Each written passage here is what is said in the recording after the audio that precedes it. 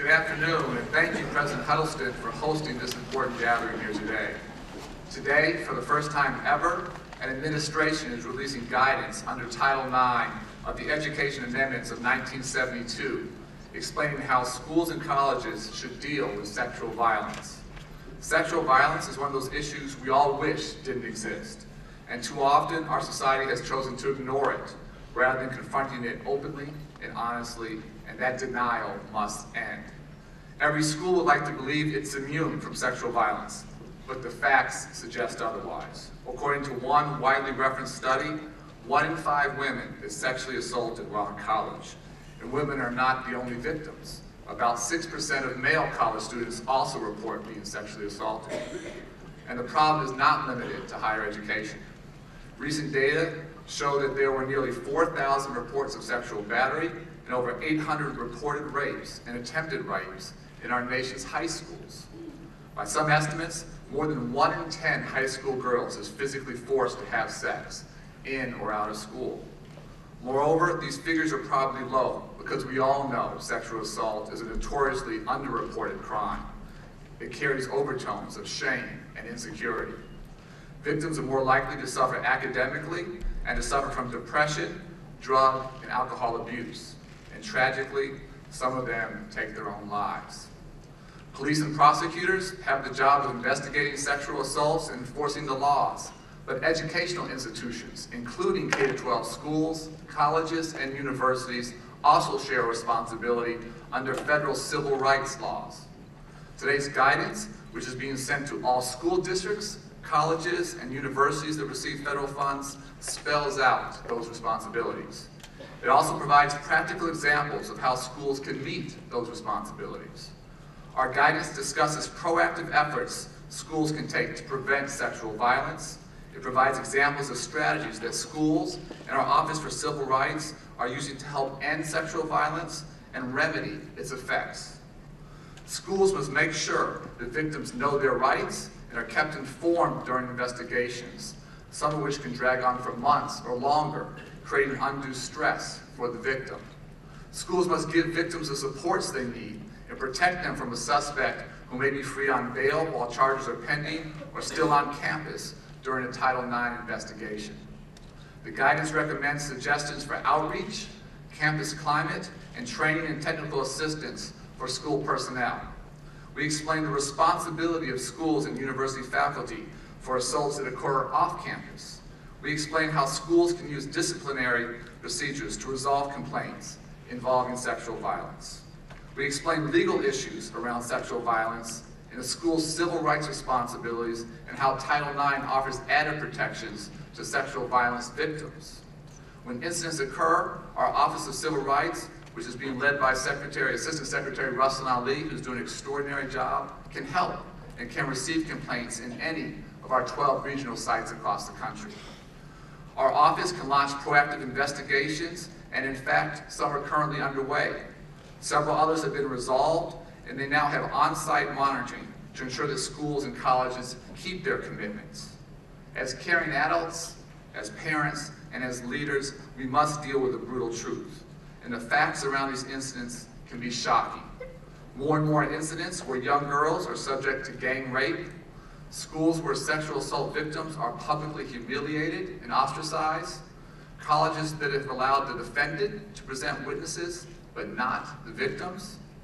Routinely, we find that victims and their parents are not well informed, or cases that drag on so long that the alleged attackers withdraw from school before justice is ever served.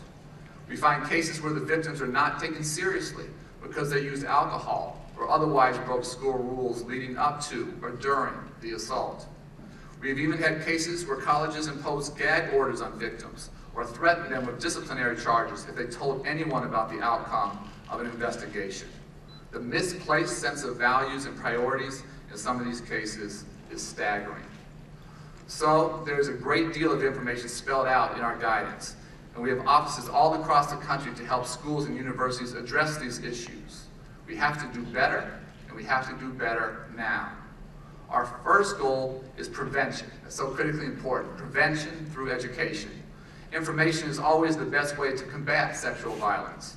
We need to raise awareness about this issue because sexual violence has no place in society, and especially not in our nation's schools.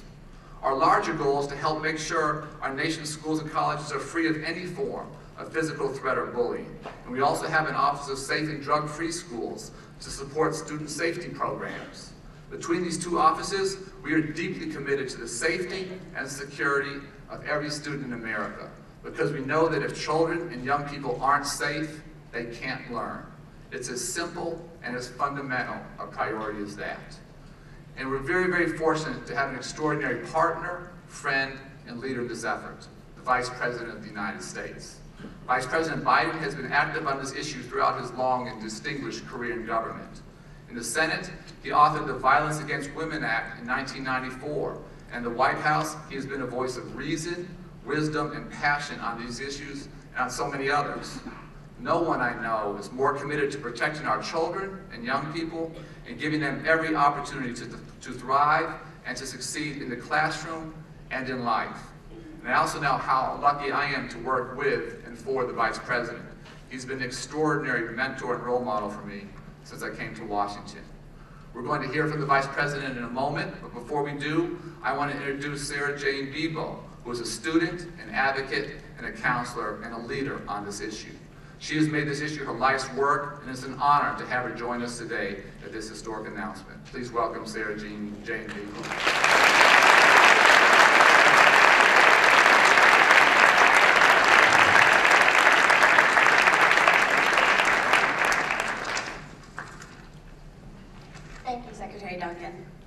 I am both honored and privileged to be here today, speaking about an issue that means so much to me.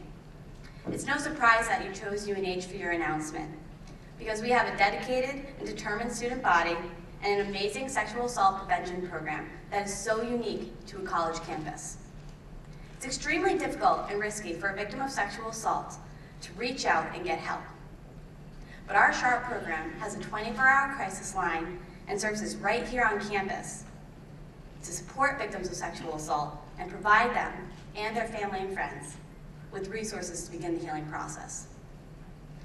I got involved with SHARP because I want to help victims rebuild their lives. I've learned that little things mean so much, like a friend saying, "I'm here for you, I believe you, I support you 110%. I'm amazed by how strong people are and how much they can overcome. I'm also amazed at all the ways our campus community can make a difference. Like the Know Your Power campaign, that has simple steps that you can take to help to prevent a sexual assault. I've decided to dedicate my career to fighting for justice for victims, but I cannot do it alone. Ending rape will take all of us working together. We need to come together and support every single individual in order to put a stop to sexual violence. That's why it's so important to have three powerful individuals here on stage today saying there's never any excuse for rape. Vice President Biden has been advocating to end sexual violence for a long time. He has held up the most vulnerable in our society, and he has challenged the most powerful. By speaking to our community today, he's giving all of us, our generation, the chance to show the world what we can do. Please join me in welcoming our Vice President.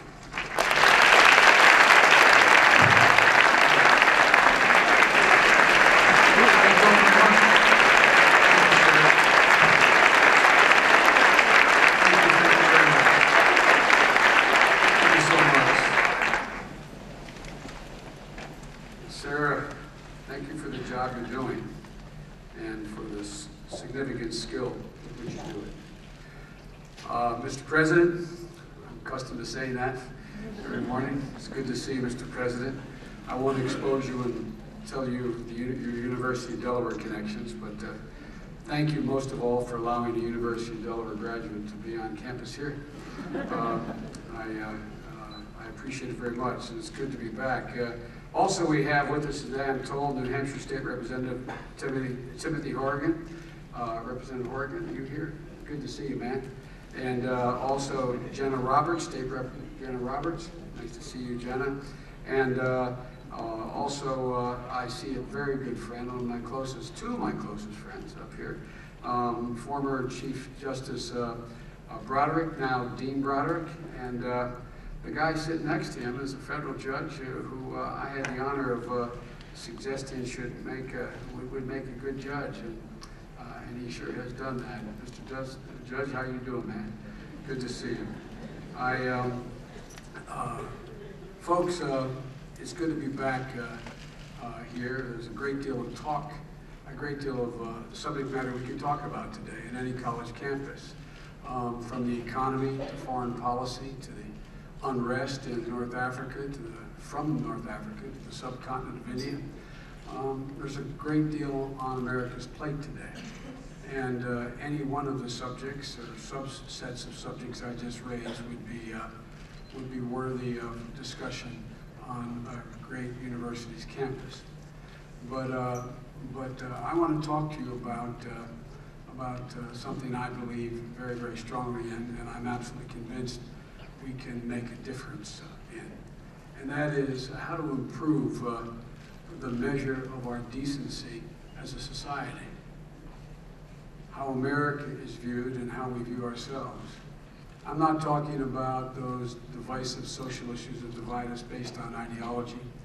I'm talking about what we state to be a collective national value, and that is to fight the abuse of power, no matter where it comes from. Fight the abuse of power that forces individuals to submit to our will merely because we individually or institutionally are more powerful. We as Americans have said from the outset, that's wrong. It's simply wrong. We've said indirectly to the rest of the world, measure us by how well we abide by that stated value. For I believe that is the measure of the decency of a nation. The decency of a nation is more determined by how we tolerate or do not tolerate the abuse of women, the abuse of anyone who finds themselves in a situation where someone physically is more powerful than they, and imposing their will on them merely because they're more powerful. Lest you think this is just a Biden judgment, because I've been so passionate about this for so many years, think about how we judge other nations, how we measure other nations. We do it all the time. Nations and cultures allow fathers to auction off their daughters' virginity, as some do, the stoning of women, honor killing, forced genital mutilation. Each of those nations and those cultures that permit such activities, such behavior, are viewed by the vast majority of Americans as less civilized, and in some cases barbaric, because those practices do exist, are either condoned or tolerated in other parts of the world. But we say as Americans that respect and dignity for all, freedom from physical and sexual abuse, we say, that's who we are and that's what we're about. In truth, it's the ultimate definition of what constitutes, in my view, a civilized society. And that's what I want to talk about today. How are we measuring up to our own stated standard of decency?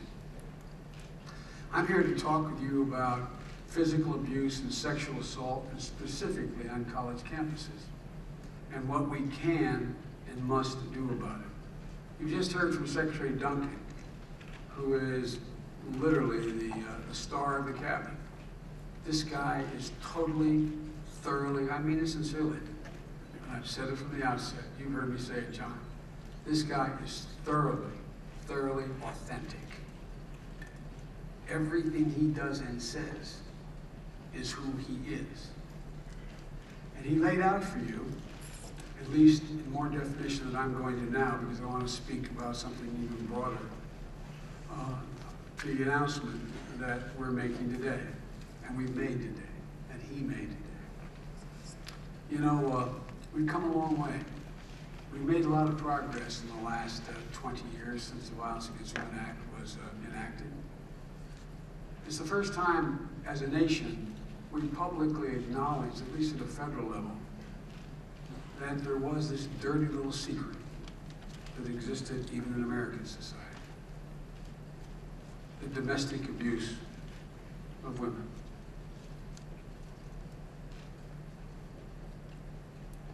There is no prison as horrible. There is no prison as demeaning. There is no prison as unacceptable as the prison that so many women in this country are held within the four walls of their own home. My dad used to say, it is the cardinal sin of all sins to abuse, physically abuse someone who trusts you, someone you know, someone who says they love you. And over 1,000 hours of hearings in the Violence Against Women Act, we also learned the catastrophic consequence it has for the women who were abused and the families of those who witnessed the abuse. Abuse is a learned behavior. If you want to do one thing to end violence in America, or to impact on it the most, end abuse against women in our society. The studies show the only thing that people have in common who are held behind bars in jail for violent crimes is they can't read and they witness their mother or somebody in their family being abused repeatedly. It's a learned behavior. It's totally counterintuitive, but it's a learned behavior. But what it's all about is an individual's responsibility not only to not engage in such behavior, but I want to talk to a little bit what you mentioned about the requirement, the moral obligation, the citizenship required to expose it when you see it and when you know it's occurring. Abusing your wife or significant other is not a family matter. That's the first hurdle we had to overcome back in the 80s when I started this. So many groups, some even religious groups, said this is a private matter. It's a family matter. I wish we'd stop using the word domestic abuse. It sounds like a domesticated cat. It is the worst of all abuse, leaving the deepest and most searing scars. It is not a family matter. It is a crime. It's an abhorrent act. And the solution begins when we as a society acknowledge that and begin to change our own personal behavior. In 1984, I was working on the issue as the ranking member of the Criminal Laws Subcommittee, to sound like a wonk. And I thought I had been holding hearings on violence in America because there was a spike in violence in America, traced in large part to the increased use of cocaine and crack cocaine. And I remember receiving a study from the material from the Bureau of Justice Statistics that follows all violent crime in America. And I learned that while violent crime against men ages 18 and 30, which everyone assumed was skyrocketing, it actually went down during this period. The violent crime against women 18 and 30 was skyrocketing. I was startled by those statistics, those facts, and I began to delve into the subject. And I discovered that there was this dirty little secret in our society, that domestic abuse was fairly widespread and vastly, vastly underreported. There are a number of reasons. One was the unequal application of law. My own beloved state of Delaware, there was a law in the books that said you could not be convicted of first-degree rape if the woman knew you and had gone out with you before. If I leaked out an alley behind a garbage can and someone violently raped a woman, that's first-degree rape. If the rape was equally as violent, but you'd gone out with the man before, it could not be first-degree rape. And there are many other states with similar similar applications or lack of application of law. It was also considered a family matter. Literally, some of the toughest mail I got as the author of this initiative was from people telling me this is a private matter, how I discipline my wife. Taking you back to the 14th century in Great Britain.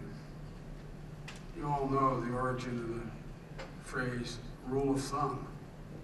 So many women were being beaten to death in common law courts of Great Britain because they were considered chattels under English common law.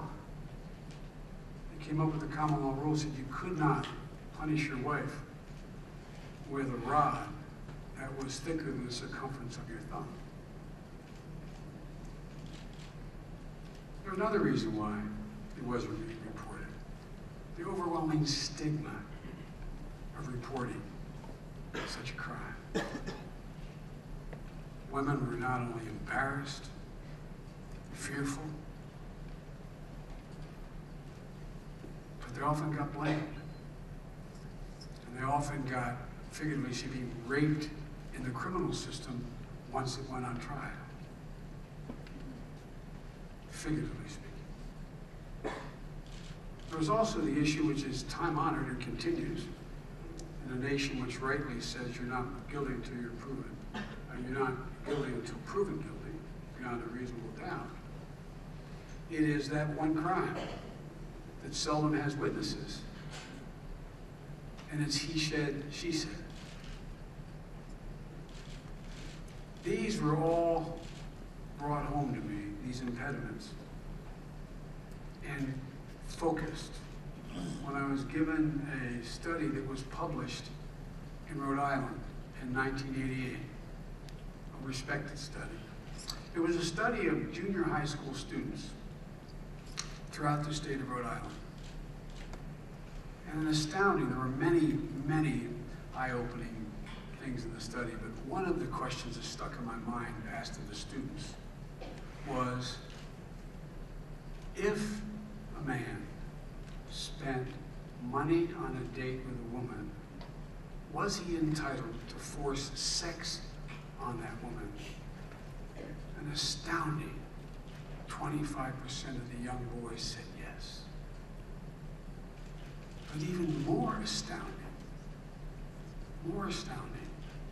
was 17% of the junior high school girls agreed with the statement. That's when I decided we had to not only make the law more fair and apply it, but we had to try to begin to change attitudes about sexual abuse. That's when I sat down without a lot of support initially and wrote the Violence Against Women Act. On June 20th, 1980, I held the first hearing as chairman of the committee on the Violence Against Women Act. And a young woman, not unlike you, a bright student, an attractive personality, agreed to come and testify. Her name was Christine. And here's what she said. She said that she attended a small Catholic college named St. Francis College outside of Pittsburgh. It was her freshman year. It was during student orientation. She went, as I recall it, to a bonfire celebrating the first, and a fraternity party, that the first game was going to be played. They don't have a football team, so I think it was a soccer game. That year, school had actually not officially begun, class. And she was walking back from this event with her girlfriend's boyfriend, and it was chilly. And he asked whether or not he could stop in his dorm, and she agreed while he got a coat. She said, of course. She walked in with him. He pulled her in the room, closed the door, and forcibly raped her. Afterwards, the most chilling part of this, to me, was reinforcing what the studies had said. She said she went back to her room, another dormitory, and she said, I remember, she was on the garret floor, the fourth floor, the third floor, the top floor. She got undressed and she said, I went and I took a scalding shower. I remember her saying, a scalding shower. She said she wrapped a towel around her bathrobe, I don't recall which, and went back to her room and was sitting on the end of her bed, telling some of her floor mates what had happened. And the RA came in and asked what happened and sat in the bed with her. And the RA said, you've been raped. And she said, under oath, looking at me, I looked at the RA and said, no, I wasn't. I knew him.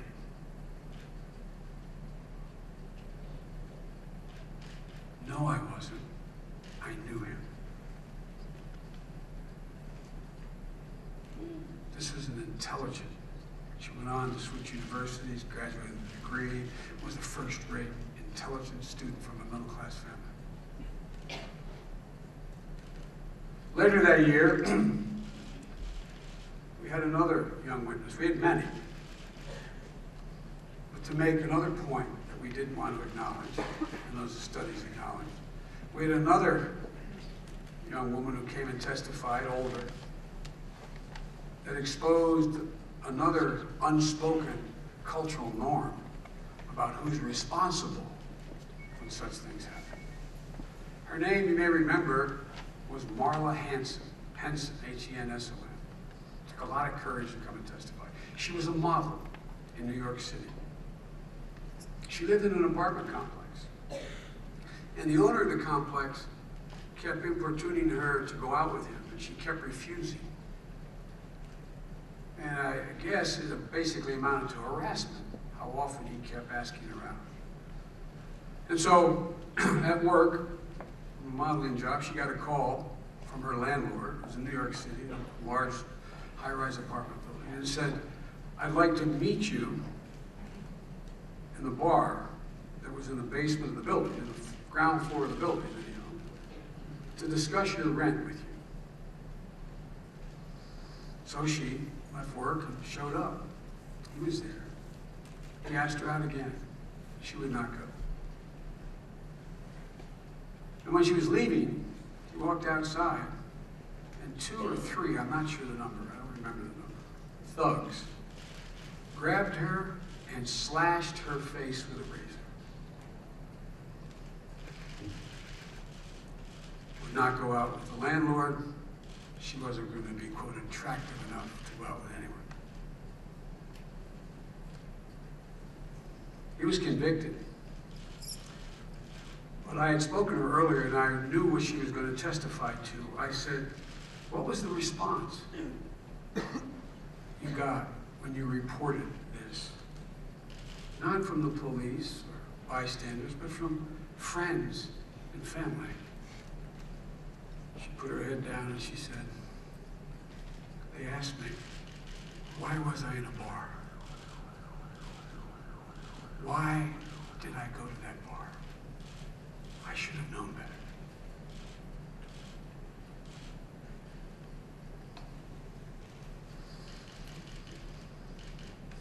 It's absolutely clear to me that it was time once and for all for our society to rid itself even of the subconscious notion that there's a distinction between being abused at the hand of someone you know and a total stranger. As I said earlier, as a matter of fact, there is more damage done psychologically at the hand of someone you know. Because you always question, what did I do? Why did I not know? The second societal myth that I'm absolutely convinced needed to and needs to be eliminated is that there is ever a justification for a man to raise a hand to a woman for any reason other than self-defense. And that no circumstance, none, holds the abuser harmless because the victim's judgment was either impaired or she made a judgmental mistake. When it comes to sexual abuse, it's quite simple. No means no. No means no if you're drunk or you're sober. No means no if you're in bed in a dorm or on the street. No means no, even if you said yes at first and you changed your mind.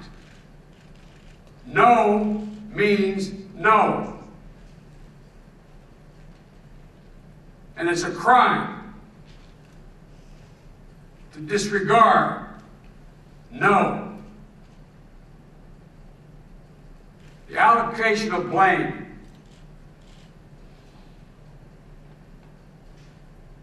has been, for too many centuries, allocated in a way that's totally irrelevant and inappropriate. You know, it's almost as if when it comes to domestic abuse, we're applying the negligence theory of the law. It's a little like saying, you know, you left your home, the front door open when you went to the store. The lights were on. So you invited the home invasion. When a group of thugs entered your home, stole everything, and when you drove up the driveway, abused you. Lest you think I'm exaggerating, you heard some of the examples that the Secretary used. Remember one of the early examples, and my two colleagues on the bench will remember this. There was a Florida judge, when I was writing this law, who dismissed a rape case against a man because the woman who was raped was sitting in a bar on a bar stool with an exceedingly revealing skirt on. Fortunately, he was ripped off the bench. And we changed the law, I'm proud to have written, saying under no circumstance during a trial can what a woman was wearing or what her sexual proclivities or behavior was before with other people, it is not admissible. But that did not even get an overwhelming majority of votes in the United States Senate initially. So those of you who think we don't need to change our attitude, there's still more to do. We've made a great deal of progress since passage of the Violence Against Women Act. We've reduced the incidence of domestic violence by more than 50%. We've created partnerships that didn't exist before, as the local police can tell you, between state, local, and federal law enforcement agencies and local authorities. We set up a domestic hotline, a hotline that today continues to answer more than 22,400 calls per month. And imagine the courage it takes for a woman to pick up the phone and call and say, I don't know. I don't know who's in the other end, but I need help. We didn't have the technology to handle all the calls. I contacted the leaders of the major technology firms from Microsoft to Oracle to Dell, and they all agreed to come down and help and make a back office that would be equivalent to a bank not losing a customer. But I asked them to do one thing. I asked them when they had all these CEOs down there, I didn't want them to send their underlings down or their technicians, wanted them to go, and they did. And I asked the hotline director to literally pipe in to this room, which is about a third of the size of this room, where all the people are sitting in cubicles taking these calls, to pipe in on a loudspeaker one of the calls. One of the calls was, I'm in a mall in Minneapolis, and I'm standing between Kids Gap and Reddish. Oh my God, I see him. Oh my God, he's coming. Please help me, please help me. had transfigured and transformed all of those men and one woman who stood in that room and heard it. It takes an immense amount of courage. So when we wrote the act, we made sure that there are decent shelters and provided, over time, several $billions. The reason why children are homeless in the street, 70% are there because their mothers are victims of abuse. The reason why women don't leave sometimes, there's no place to go. They have no wherewithal to leave and take care of their children. So we have women's shelters all across America. We have stay-away orders that are now enforced when they weren't before. We have police training. We have sharing of court records now so that when you show up in one court with a stay-away order, another court knows that court can find out it was issued because of the technology available is today. And so much more. But also so much more needs to be done to empower younger women, as well as empower and educate younger men. I told you about that Rhode Island study. A new study, quote unquote, 2009. There was a new study in 2009, similar, of 6th grade students.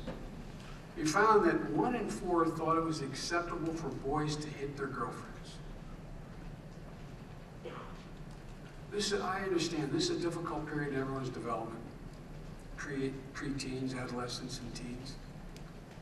But the clearer the rules, the clearer it is that society will not countenance such behavior, the more likely it will empower young girls and teach young men that it's never, ever, ever, ever permissible to touch a woman without her consent. Look, guys, all you guys in the audience, no matter what a girl does, no matter how she's dressed, no matter how much she's had to drink, it's never, never, never, never, never okay to touch her without her consent. This doesn't make you a man, it makes you a coward. A flat-out coward. Stories like Christine, the first young woman who testified, are going on still today in college campuses around the country. That's why we're here, introducing this new regulation. And what we need is your help to stop it from happening. It is within our control. And we're here today not only to point out such acts as a crime, but also to, again, with the news media communicating it for us, hopefully, that there's an affirmative responsibility of citizenship. There's an affirmative responsibility of colleges, universities, community colleges, to be proactive in protecting what amounts to the civil rights of women on their campuses. Some of you probably heard the statistics. Women your age, those of you who are students here, experience the highest rates of violence from intimate partners. You heard how high the rate of sexual assault is on campus. 85% of the perpetrators of that assault against college women are someone the victim knew. The sad fact is, I know some of you in this room, some of you women and a few of you men, you've been sexually assaulted. Women and men, but overwhelmingly women. And you've been living with that pain and trapped in that darkness because that's what it is. Let me tell you another story, a more recent one. A wonderful young woman, let's call her Jenny, was only 1 week into her freshman year last year. A time, by the way, incidentally, where women are especially vulnerable, young women. And she was sexually assaulted by a fellow student living in her dorm. Like so many women, Jenny thought it would be best to seek justice through the university judicial board instead of going to the police and having a public trial. But the student disciplinary board asked Jenny an awful lot of offensive and irrelevant questions. They asked her what she was wearing, how she was dancing at the party, and had she been drinking. And in the end, the student judicial panel said that they didn't find Jenny credible because she had been drinking. They decided her rapist was a nice kid and didn't deserve the punishment under the circumstances. Look, folks, rape is rape is rape. And the sooner universities make that clear, the sooner we'll begin to make progress on campuses. It's not sufficient to have criminal enforcement. We must, at every single level of our society, make clear the moral disapprobation of society at every level for such behavior.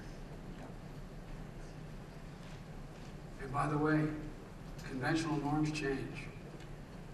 We have made progress even in conventional norms. 50 years ago, it would not be unusual to see a man grab his wife by the hand and pull her in public, at a picnic, at a barbecue, at a restaurant. You don't see that very often today. It doesn't mean it doesn't occur, but it means the moral disapprobation of society has labeled those who engage in it pariah. Look, folks, the fact of the matter is colleges, universities, community colleges have to be part of the solution. They're in the best position to mitigate it. Students across the country deserve the safest possible environment in which to learn. That's why this new Title IX guidance Secretary Dunson talked about is such a significant deal. We're the first administration to make it clear that sexual assault is not just a crime, but it's a violation, can be a violation of a woman's civil rights. We're saying that under Title IX, schools have a responsibility to bring justice to victims and change the culture on campuses that make it clear that sexual assault is simply not tolerable. And guys, in the very end, it's up to you guys. You have the most power to make the most difference. That's why I'm honored to be here on the University of New Hampshire's campus. That's why we picked the campus. You guys are doing it right. You're the model for the country. The Know Your Power campaign and the Bringing In the Bystander Project, your sexual harassment and rape prevention program, SHARP. All of this is making sure that everyone on this campus and this community is a part of the solution. They're telling you how you can safely intervene. They're raising awareness through technology so that everyone knows they can do something to change things. I wish all colleges had a little more UNH Wildcat in them. But even if all of you guys and your school, notwithstanding all you've done to reduce violence on campus, prevention is still more than anything else up to you. Look, these are your friends, these are your classmates, the people you study with, the people you have a beer with. You need to watch out for each other. You're the first and best line of defense. If you know something, speak up, say something. Call for help if you need it. We don't just need the victim to speak up after. Then it's too late. We need them to speak up as it's happening or before it happens. Let me say something as clearly as I can to the male college students out there. You guys have an absolute obligation as men to speak up. You want to measure your manhood, measure it based on the gumption you have to speak up. If you see a man in any way threatening a woman on his campus, if a friend even hints at potential abuse, you have an obligation to speak up. You guys listen to each other more than you listen to anyone else. You guys talk to each other more than you do anyone else.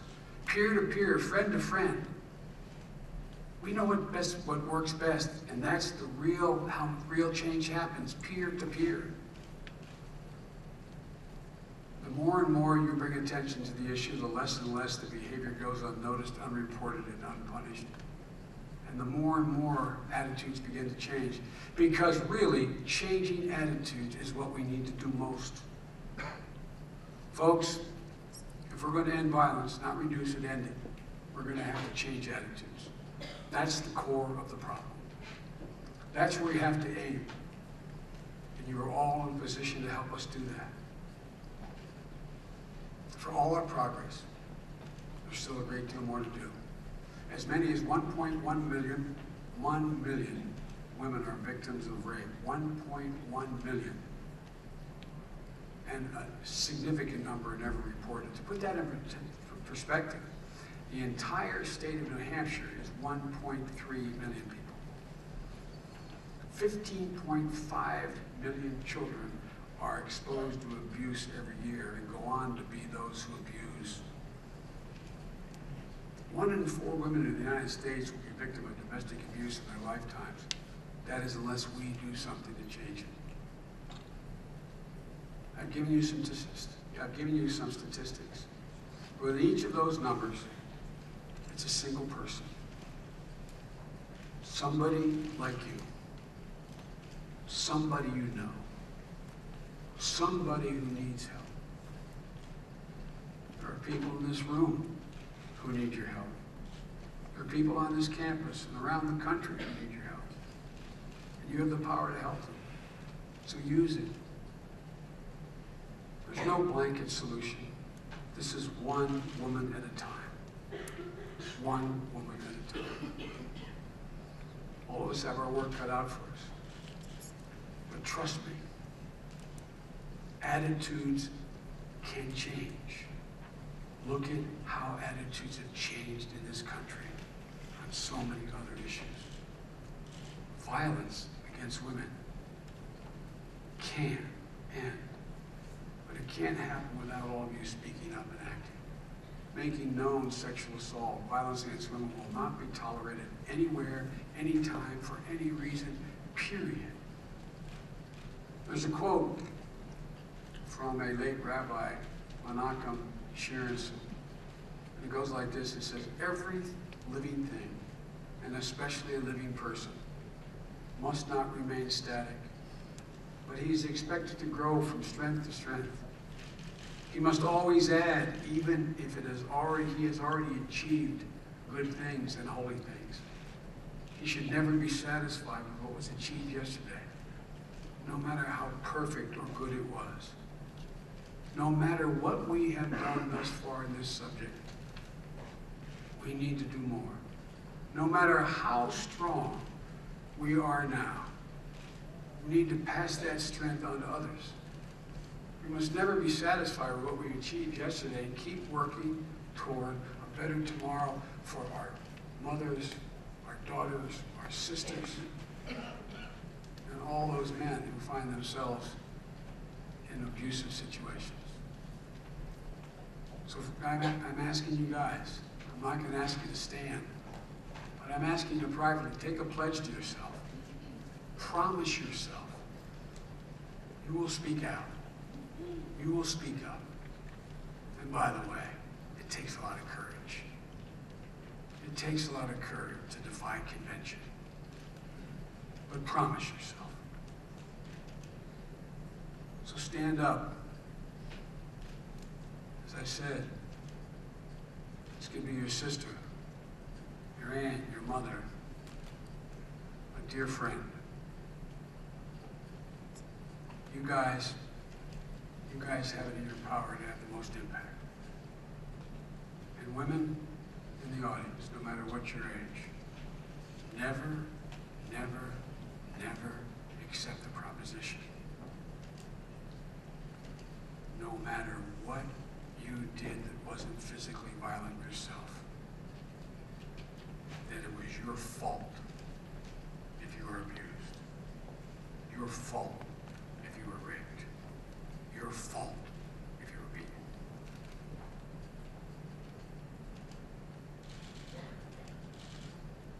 I'm optimistic. I'm one of those guys who believe, one of those people who believes we can change things.